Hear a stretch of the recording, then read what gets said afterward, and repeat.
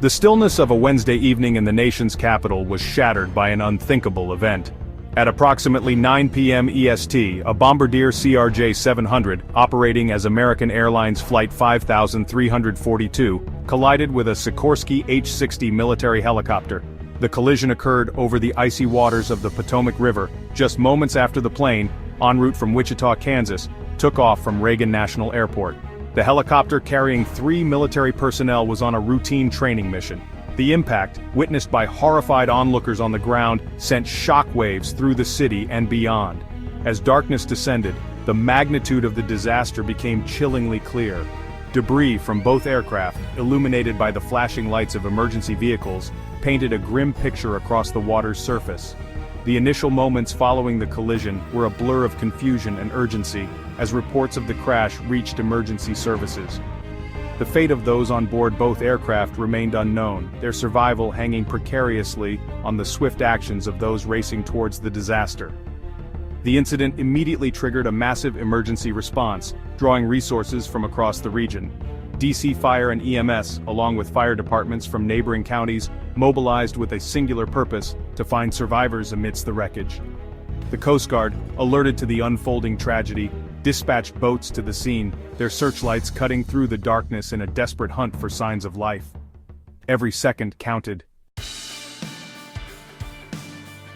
The frigid waters of the Potomac River, registering a bone-chilling 35 degrees Fahrenheit, posed an immediate and deadly threat. Hypothermia, a silent killer, loomed large, threatening to claim the lives of any survivors who might be clinging to wreckage or battling the unforgiving current. Experts warned that time was of the essence, with a window of only 15 to 20 minutes before the debilitating effects of the cold took hold. The race against time was further complicated by the debris field, which stretched over a significant area of the river. Rescue boats carefully navigated the wreckage, their crews scanning the water's surface, their ears straining for any cry for help that might pierce the night. Divers, braving the treacherous currents and near-zero visibility, plunged into the icy depths, their hands searching blindly for any sign of life amidst the twisted metal and shattered fuselage.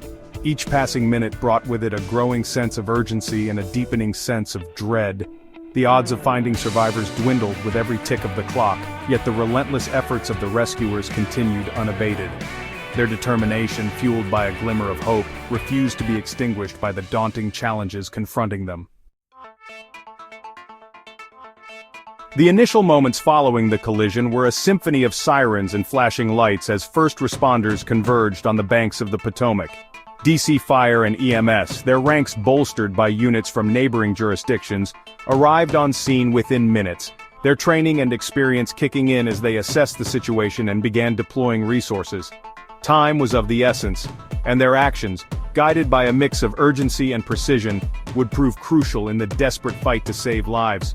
Fireboats, their decks crowded with firefighters and paramedics, sped towards the crash site, their powerful water cannons at the ready, not to fight flames, but to illuminate the wreckage and aid in the search for survivors.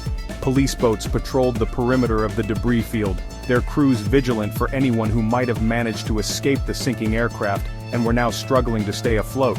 As the injured were pulled from the water, paramedics, working with speed and efficiency born of countless hours of training, began the arduous task of assessing their condition and administering life-saving care. The victims, their bodies racked with cold and shock, were gently placed on stretchers and rushed to waiting ambulances, their survival now in the hands of the skilled medical professionals who awaited their arrival at nearby hospitals. The news of the crash spread like wildfire through the city, leaving a trail of shock and disbelief in its wake. Residents, glued to their televisions and radios, watched in horror as the unfolding tragedy dominated the airwaves. The familiar cityscape, often abuzz with activity, seemed to fall silent, the usual hum of urban life replaced by a collective gasp of disbelief. Reagan National Airport, a bustling hub just moments before, ground to a standstill.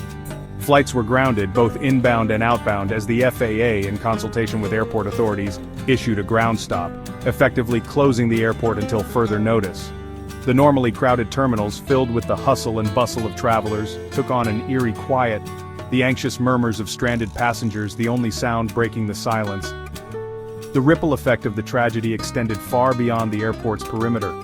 Traffic snarled to a crawl on nearby roads as emergency vehicles, their sirens wailing, converged on the scene. Bridges spanning the Potomac were closed as a precaution, further snarling traffic and adding to the sense of chaos and disruption. The city, usually a symbol of power and stability, found itself grappling with the raw emotions of a disaster that had unfolded on its doorstep, a stark reminder of the fragility of life and the capricious nature of fate.